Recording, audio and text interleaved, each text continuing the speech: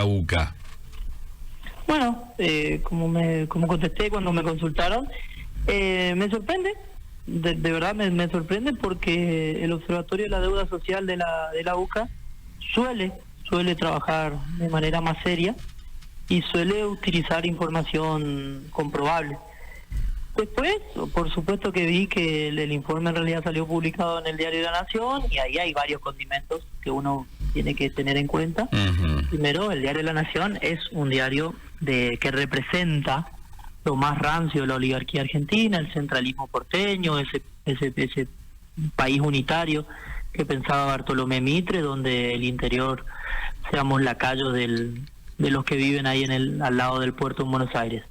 Y por supuesto también que el Diario de la Nación, con esa cultura institucional, es un diario profundamente racista, es un diario que tiene muchísimo prejuicio, sobre todo con el norte argentino, con el interior profundo de la Argentina, y particularmente, además, políticamente, la línea editorial del Diario de la Nación es una línea absolutamente contraria, en términos ideológicos, a el modelo de provincia que abrazamos los formoseños, que es el modelo justicialista. Entonces uno entiende que en función de ese contexto es donde se presenta esta información sesgada y se intenta pintar un panorama que no es el que existe en la provincia, pero no porque lo diga Adrián Muraxiole o un militante peronista. No es lo que dicen las estadísticas, y de vuelta, no es lo que dicen las estadísticas provinciales, no es lo que dicen las estadísticas nacionales, o sea, las estadísticas que publica el propio gobierno nacional, que es un gobierno libertario, ideológicamente en contra de Formosa, etcétera, y aún así publica estadísticas que desmienten totalmente lo que ha publicado el Diario de la Nación en función de ese informe que presentó la UCA. Así que, teniendo en cuenta eso, me parece que hay que aclarar ciertas cosas. En primer lugar, digamos, hay como una mirada muy puesta en Ramón Lista. Ahí digamos, la primer evidencia de ese racismo que profesa el Diario de la Nación, porque se centran en el departamento con mayor cantidad de población indígena, de Formosa y muy probablemente de toda la Argentina. Dos cosas que decir. El departamento Ramón Lista, hace 40 años, tenía la tasa de mortalidad infantil más alta de la República Argentina, 130 por 1000. Hoy la tasa de mortalidad infantil en el departamento Ramón Lista es del 10 por 1000, que significa que se redujo en más de un 95% la tasa de mortalidad infantil. ¿Por qué? En primer lugar, porque hay hospitales, hay centros de salud, hay médicos, hay enfermeros, hay agentes sanitarios, pero porque también ha llegado la infraestructura, porque la mortalidad infantil es un indicador que, además del acto médico y de la prevención que se hace del ámbito de la medicina, depende de las obras de infraestructura. Es un departamento en donde la población accede al agua potable, a la energía eléctrica, a la comunicación, a los caminos, y por lo tanto se han reducido un montón las problemáticas que tenían que ver con la salud, y hoy está mucho mejor. Y entonces cuando uno lee, digamos, que en el departamento Ramón Lista supuestamente el problema es que no hay agua potable. Bueno, mira las estadísticas, ¿cuál es el nivel más detallado de información que existe en la República Argentina sobre el acceso a los servicios? El censo. Es el censo, que se hizo en el año 2022, que se procesó durante un par de años y que se publicó en el 2024, cuando ya era gobierno nacional el gobierno de Javier Milei, y cuando se terminó de procesar la información con funcionarios puestos por Javier Milei. Y ese censo, que está disponible en la página del INDEC, que no es que te dice datos, te tira en los Excel crudos, o sea, la base de datos completa donde uno puede mirar lo que se le ocurra. Y cuando uno observa, el 99% del departamento Ramón Lista tiene acceso al agua potable. 99% de las viviendas tienen acceso al agua potable. Entonces, ¿cuál es la crítica, digamos, o de qué se agarran? Bueno, pero no todo les llega a la cañería. No, a los campesinos de Córdoba tampoco les llega la cañería de agua, porque no existe el agua por red en el ámbito rural. Cuando la Universidad Católica Argentina mira al departamento Ramón Lista, que tiene más del 50% de población indígena, pero además más del 50% de población rural, es decir, donde hay una casa a los 100, 200, 500, 1000, 2000, 5000 metros, otra casa, Eso no es Buenos Aires. En Buenos Aires todo el mundo vive en un departamento, en edificios largos, todo uno al lado del otro. Yo tiro 100 metros de cañería, conecto 10 edificios de 20 pisos y conecto 3.000 personas al agua corriente.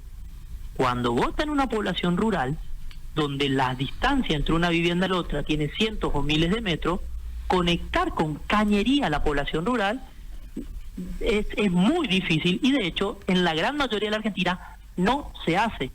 Formosa es la única provincia que hace extensión de redes en población rural. Pero por supuesto que para conectar 2 familias necesitas, en vez de hacer 10 metros como en Buenos Aires, necesitas hacer, no sé, 1.000, 2.000, 3.000 metros. Entonces la dimensión de esas obras de infraestructura tienen una dimensión y una envergadura muy importante. Formosa hace las obras. Tenemos el ejemplo de la Primavera, tenemos el ejemplo de un montón de comunidades indígenas, comunidades rurales conectadas al agua por red.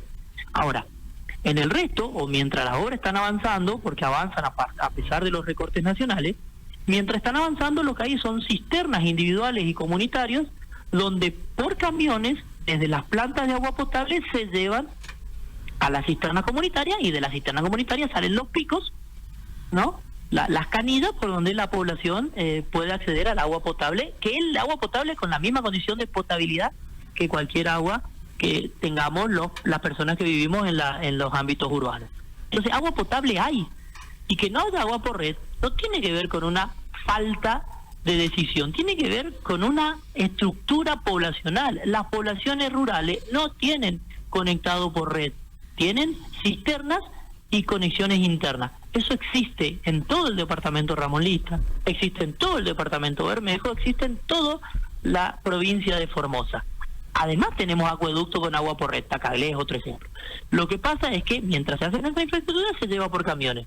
Lejos de faltar agua potable, como intenta deslizar la nota del diario La Nación, hay agua potable asegurada. Otra cosa que se olvida, o que hay una cuestión que es falsa directamente, o que se olvida, es cuando habla o no dice nada sobre la energía eléctrica, porque puntualiza en el agua. Y bueno, ¿y la energía eléctrica? Porque todas las comunidades de Formosa tienen energía eléctrica 24 horas, todas. No hay una sola comunidad que no tenga. Eso no era normal hace unos años. Bueno, ahora todas tienen. Bueno, La Nación, la UCA, se olvida en las cuestiones estructurales. Otra información que sí es falsa tiene que ver con el acceso a la educación.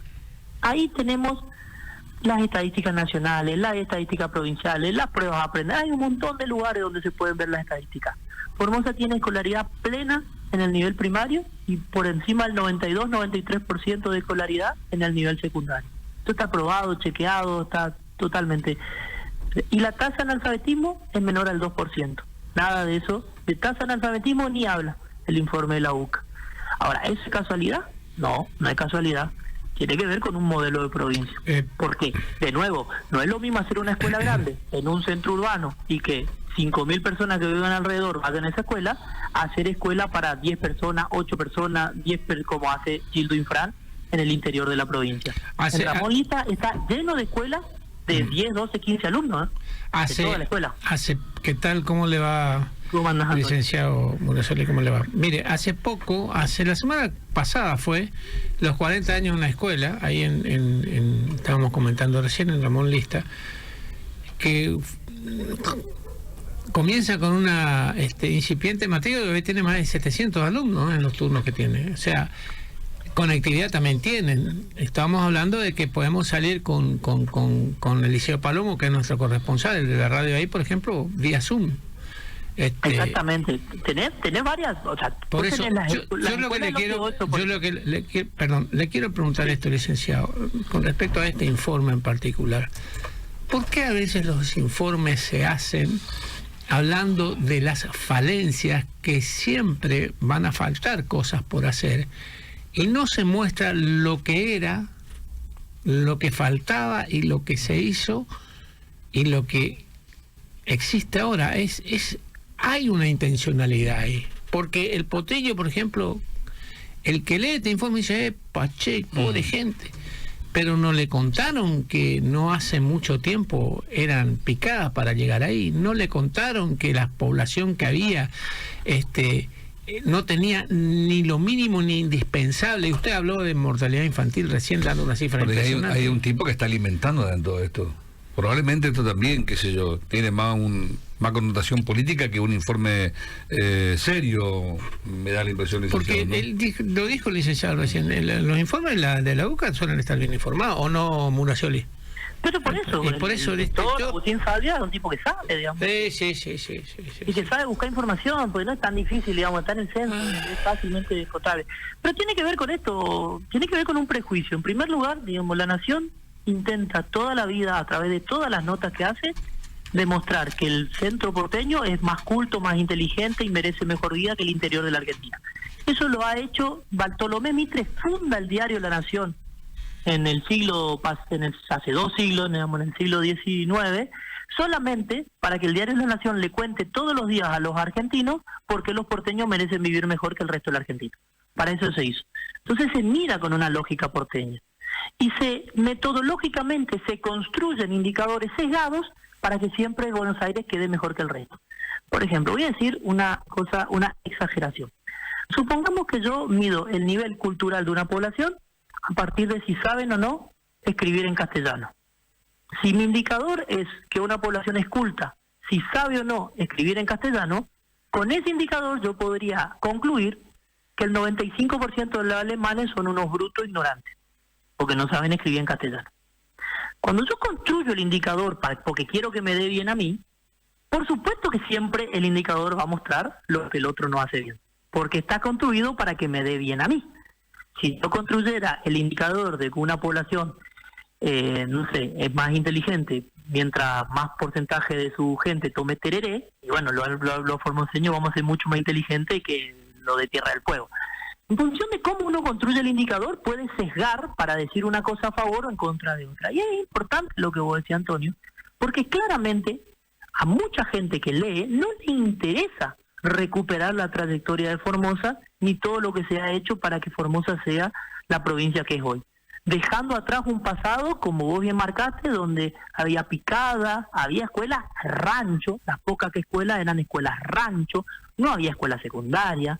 En el interior de Formosa, de Lomitas hasta la línea Barilari, había una sola planta de agua potable que quedaba en Ingeniero Juárez, que tenía generación eléctrica aislada, Ingeniero Juárez, y después había solamente energía eléctrica en el Potrillo porque estaba cerca de la planta de extracción de petróleo. Después el resto no había, pero no es que había generación eléctrica aislada 2 horas por día. Bueno, hoy todo está conectado al sistema interconectado nacional. Hay más de 40 plantas de agua potable construidas en esa zona, agua por red. Donde había una salita de primer auxilio o hay un hospital. El Chorro tiene hospital, el Potrillo tiene hospital. Después tenemos 53 centros de salud en la comunidad indígena, 255 hospitales y centros de salud construyó Gildo Infra. Los agentes sanitarios que se incorporaron, ahora hay enfermeros universitarios de las propias comunidades que van y trabajan en las comunidades y resuelven problemas de salud. Hay médicos o hay estudiantes indígenas formándose para ser futuros médicos que van a ir a su comunidad a contribuir. Hay un montón de cosas que se han hecho y que se han avanzado. Un trabajo que intenta reflejar eso se hizo con la CEPAL, desde la CEPAL hace unos años, que era un trabajo justamente que recuperaba las brechas, ¿no? Las brechas de desarrollo. Entonces comparaba cada provincia con sí misma 10, 15 o 20 años atrás. Por supuesto, la provincia que más distancia con respecto a esa misma 20 años atrás tenía era Formosa, que era la que más había crecido respecto a ella misma. Ahora, cuando vos tenés que hacer indicadores que sean comparables y que sean metodológicamente independientes, no que sean metodológicamente sesgados para que siempre le den bien a Buenos Aires, siempre le den bien a Córdoba, siempre le den bien a Mendoza y le den mal a Jujuy, a Salta, a Formosa, a Misiones y a Tierra del Fuego. ¿Qué es lo que hace permanentemente el diario La Nación? Bueno, este es un ejemplo más burdo, porque fue muy burdo, porque las estadísticas eran demasiado sesgadas y demasiado contrarias a lo que la propia información pública deja en evidencia, y que entiendo, digamos, tiene que ver con una intención política. No es casualidad que La Nación saque este informe el mismo día o los mismos días que el mamarracho de que estaba presentando Poltroni se cae como un piano en el Senado porque es muy poco serio su pedido de intervención. Y bueno, el mismo día donde todo el mundo le dice a Poltroni, che, Poltroni, no joda con esto, es una pavada lo que estás haciendo, no hay ningún tipo de causal, es un mamarracho lo que estás presentando, La Nación intenta mantener vivo ese odio porteño hacia Gildo Infran y hacia los formoseños. Entonces, en resumen, licenciado, este informe no condice, pero en absoluto, con lo que tiene el censo, ¿no? No condice ni con lo que tiene el censo, ni con la estadística educativa, ni con la estadística económica. No, no el censo te refleja todas esas cosas. El censo refleja las cuestiones estructurales, y en las cuestiones estructurales no, la información es totalmente opuesta a lo que se ha publicado. Claro. Licenciado, muchas gracias por atendernos. A ustedes, que tengan un buen día. 11:31